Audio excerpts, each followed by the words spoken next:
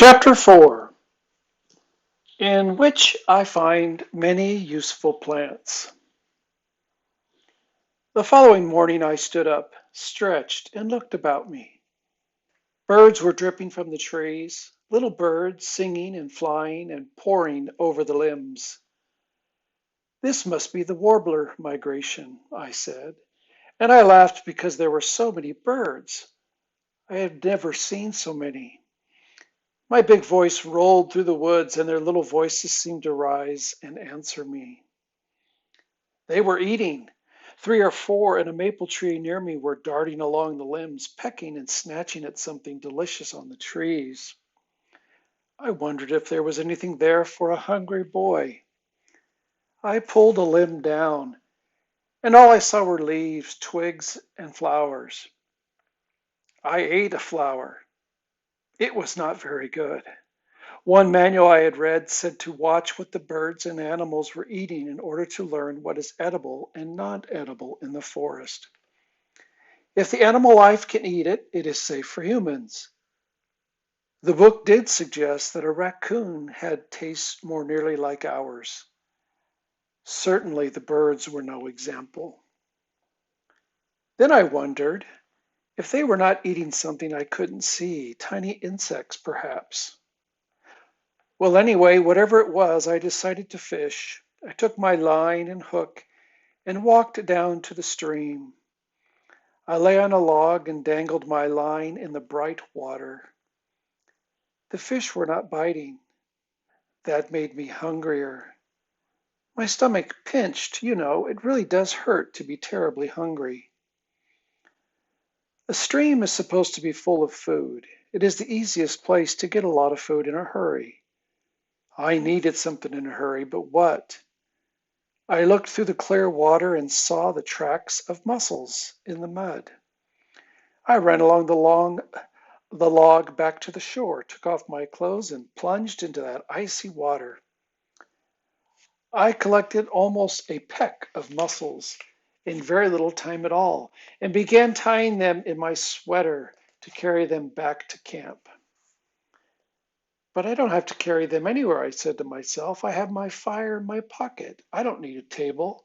I can sit right here by the stream and eat. And so I did. I wrapped the mussels in leaves and sort of steamed them in coals. They were not quite as good as clams, a little stronger, I would say, but by the time I had eaten three, I had forgotten what clams tasted like and knew only how delicious freshwater mussels were. I actually got full. I wandered back to great grandfather's farm and began to explore. Most of the acreage was maple and beech. Some pine, dogwoods, ash, and here and there a glorious hickory tree. I made a sketch of the farm on my road map and put X's where the hickories were. They were gold trees to me. I would have hickory nuts in the fall. I could also make salt from hickory limbs. I cut off one and chopped it into bits and scraps. I stuck them in my sweater. The land was up and down and up and down. I wondered how great grandfather ever cut it and plowed it. There was one stream running through it, which I was glad to see, for it meant I did not have to go all the way down the mountain to the big creek for fish and water. Around noon, I came upon what I was sure was the old foundation of the house. Miss Turner was right. It was ruins. A few stones in a square, a slight depression for the basement, and trees growing right up through what had once been the living room. I wandered around to see what was left of the Gribley home. After a few looks, I saw an apple tree. I rushed up to it, hoping to find an old apple. No apples beneath it. About 40 feet away, however, I found a dried one in the crotch of a tree, stuck there by a squirrel and forgotten. I ate it. It was pretty bad, but nourishing, I hope. There was another apple tree and three walnuts. I scribbled X's. These were wonderful finds. I poked around the foundations, hoping to uncover some old iron implements that I could use. I found nothing.